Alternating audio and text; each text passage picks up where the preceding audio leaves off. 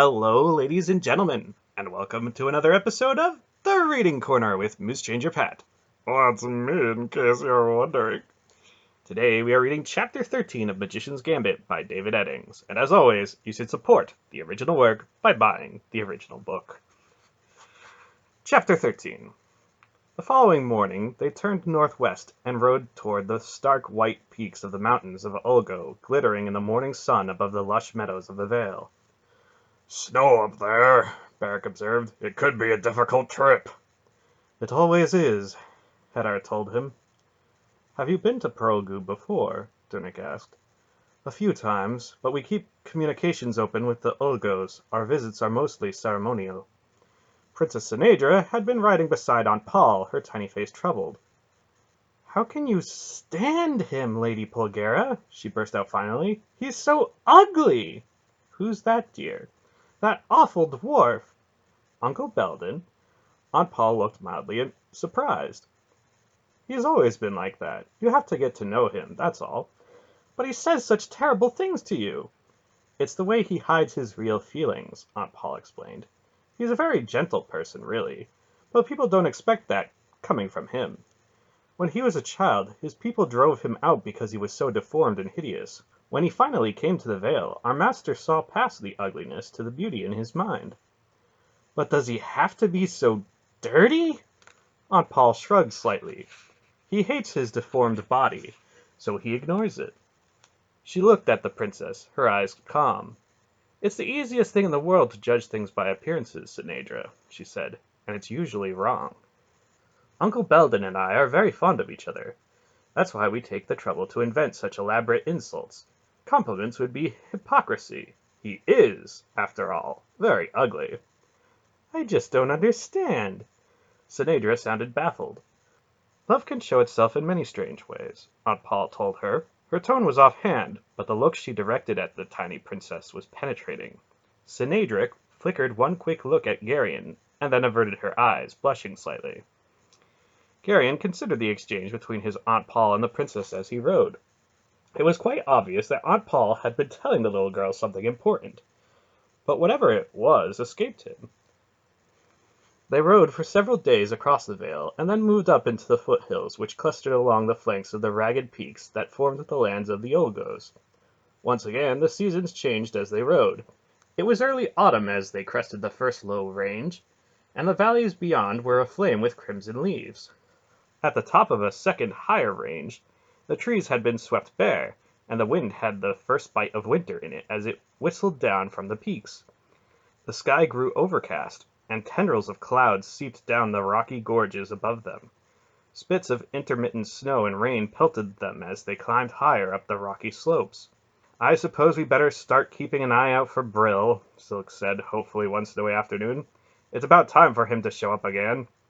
"Not very likely," Belgarath replied. "Murgos avoid Ulgoland even more than they avoid the Vale. Ulgos dislike Angarax intensely." "So do Alorns. Ulgos see in the dark, though," the old man told him. "Murgos who come into these mountains tend not to wake up from their first night's sleep up here. I don't think we need to worry about Brill." "Pity," Silk murmured with a certain disappointment. "It won't hurt to keep our eyes open, though. There are worse things than Murgos in the mountains of Ulgo." Silk scoffed. "Aren't those stories exaggerated?" "No, not really." "The region abounds with monsters, Prince Keldar," Mandaralin assured the little man. "Some years back, a dozen foolish young knights of my acquaintance rode into these mountains to test their bravery and prowess against the unseemly beasts. Not one returned." When they crested the next ridge, the full force of a winter gale struck them. Snow, which had grown steadily heavier as they climbed, drove horizontally in the howling wind. "We'll have to take cover until this blows over, Belgarath," Beric shouted above the wind, fighting to keep his flapping bearskin cape around him. "Let's drop down in the next valley," Belgarath replied, also struggling with his cloak. "The trees down there should break the wind." They crossed the ridge and angled down towards the pines clustered at the bottom of the basin ahead. Geryon pulled his cloak tighter and bowed his head into the shrieking wind. The thick stand of sapling pine in the basin blocked the force of the gale, but the snow swirled about them as they reined in. "We're not going to get much farther today, Belgarath," Beric declared, trying to brush the snow out of his beard. "We might as well hull up here and wait for morning." "What's that?" Dernick asked sharply, cocking his head to one side. "The wind," Beric shrugged. "No, listen." Above the howling of the wind, a shrill whinnying sound came to them. "Look there," Hedar pointed. Dimly they saw a dozen horse-like animals crossing the ridge behind them. Their shapes were blurred by the thickly falling snow, and their line as they moved seemed almost ghostly. On a rise just above them stood a huge stallion, his mane and tail tossing in the wind. His neigh was almost a shrill scream. "Hrulgan!" Belgrath said sharply. "Can we outrun them?" Silk asked hopefully. "I doubt it," Belgrath replied. "Besides, they've got our scent now. They'll dog our trail from here to Prolgu if we try to run." "Then we must teach them to fear our trail and avoid it," Mandaralin declared, tightening the straps on his shield. His eyes were very bright. "You're falling back into your old habits, Mandaralin," Beric observed in a grumpy voice. Hedar's face had assumed that curiously blank expression it usually did when he was communicating with horses. He shuddered finally, and his eyes went sick with revulsion. "Well?" Aunt Paul asked him. "They aren't horses," he began. "We know that, Hedar," she replied. "Can you do anything with them? Frighten them off, perhaps?" He shook his head. "They're hungry, Polgara," he told her, "and they have our scent. The herd stallion seems to have much more control over them than he would if they were horses. I might be able to frighten one or two of the weaker ones, if it weren't for him." "And we'll have to fight them all," Beric said grimly, buckling on his shield. "I don't think so," Hedar replied, his eyes narrowing. "The key seems to be the stallion. He dominates the whole herd. I think that if we kill him, the rest will turn and run." "All right," Beric said. "We try for the stallion, then." "We might want to make some kind of noise," Hedar suggested. "Something that sounds like a challenge. That might make him come out to the front to answer it. Otherwise, we'll have to go through the whole herd to get to him." "Mayhap this will provoke him," Mandaralin said. He lifted his horn to his lips and blew a brassy note of ringing defiance that was whipped away by the gale. The stallion's shrill scream answered immediately. "It sounds like it's working," Beric observed. "Blow it again, Mandaralin." Mandaralin sounded his horn again, and again the stallion shrilled his reply. Then the great beast plunged down from the ridgetop and charged furiously through the horde toward them. When he reached the forefront, he shrieked again and reared up on his hind legs. His front claws flashed in the snowy air. "That did it," Beric barked. "Let's go." He jammed his spurs home, and his big gray leaped forward, spraying snow behind him. Hedar and Mandaralin swept out to flank him, and the three plunged forward through the thickly falling snow toward the screaming Hrulga stallion. Mandaralin set his lance as he charged, and a strange sound drifted back on the wind as he thundered toward the advancing Hrulgan. Mandaralin was laughing. Garion drew his sword and pulled his horse in front of Aunt Paul and Sinedra. He realized that it was probably a futile gesture, but he did it anyway. Two of the Hrulgan, perhaps at the herd stallion's unspoken command, bounded forward to cut off Beric and Mandaralin, while the stallion himself moved to meet Hedar, as if recognizing the Algar as the greatest potential danger to the herd. As the first Hrulga reared, his fangs bared in a cat-like snarl, and his clawed feet widespread. Mandaralin lowered his lance and drove it through the snarling monster's chest.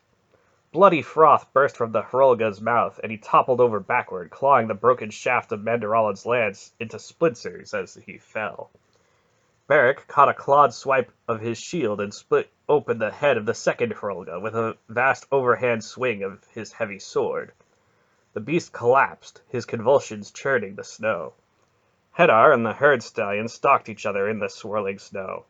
They moved warily, circling, their eyes locked on each other with a deadly intensity. Suddenly the stallion reared and lunged all in one motion, his great forelegs wide and his claws outspread. But Hedar's horse, his mind linked with his rider's, danced clear of the furious charge. The Hrulga spun and charged again, and once again Hedar's horse jumped to the side. The infuriated stallion screamed his frustration and lunged in, his claws flailing. Hedar's horse sidestepped the enraged beast, then darted in, and Hedar launched himself from his saddle and landed on the stallion's back.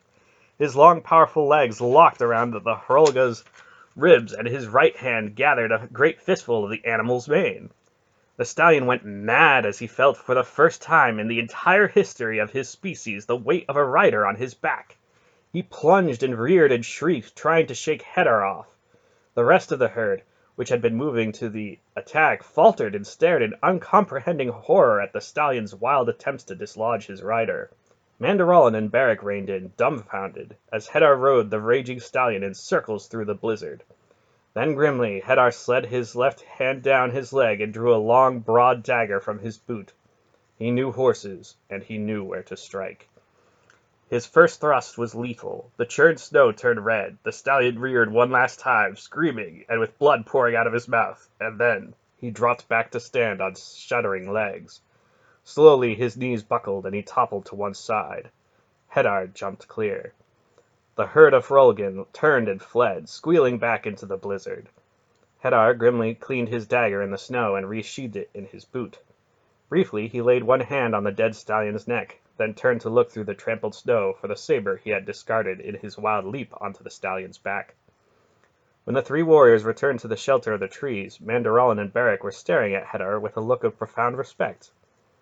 "It's a shame they're mad," the Algar said with a distant look on his face. "There was a moment, just a moment, when I almost got through to him, and we moved together.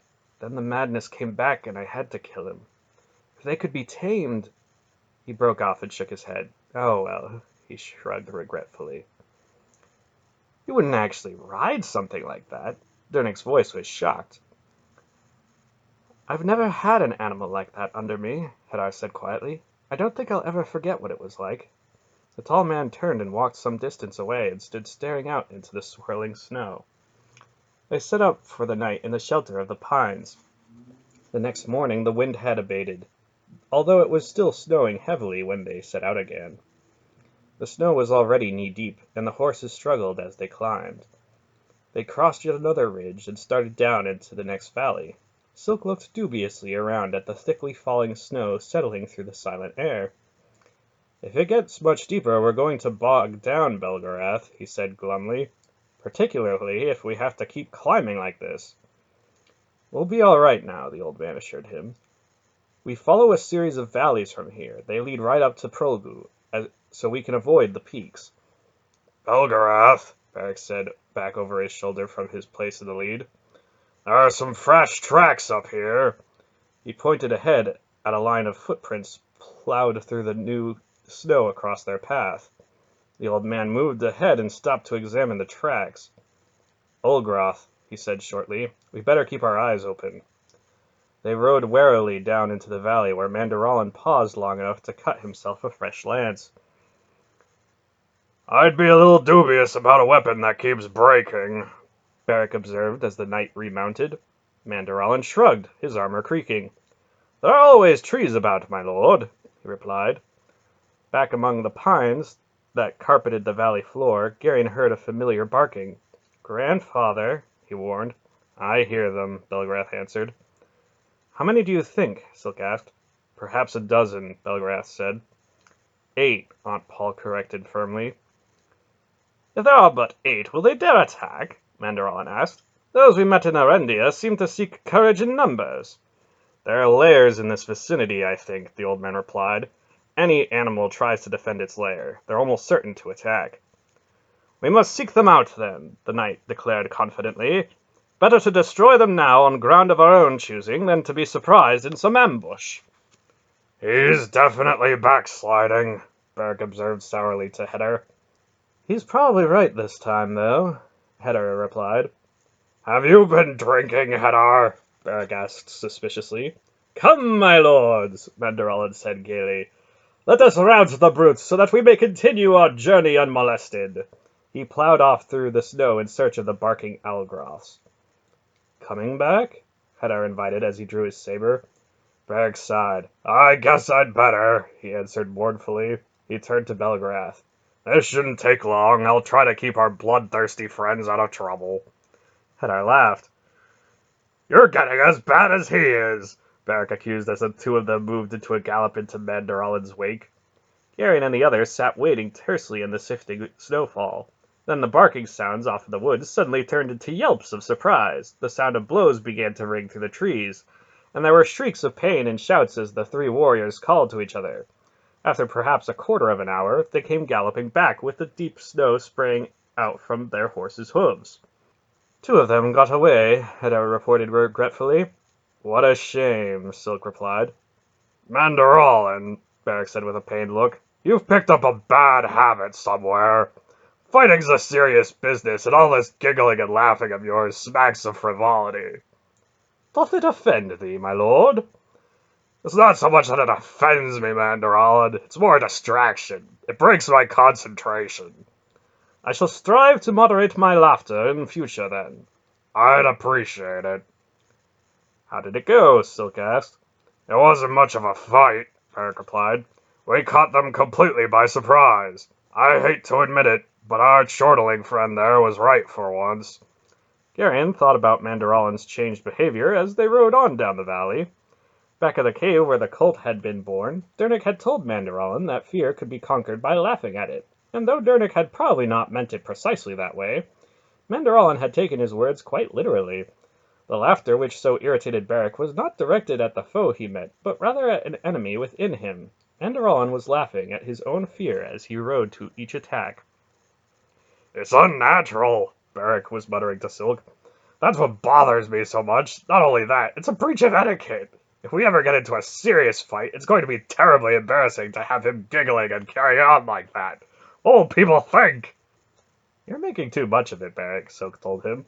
"Actually, I think it's rather refreshing." "You think that's what?" "Refreshing. An errand with a sense of humor is a novelty, after all. Sort of like a talking dog." Beric shook his head in disgust. "There's absolutely no point in ever trying to discuss anything seriously with you, Silk. Do you know that? This compulsion of yours to make clever remarks turns everything into a joke." "We all have our little shortcomings," Silk admitted blandly.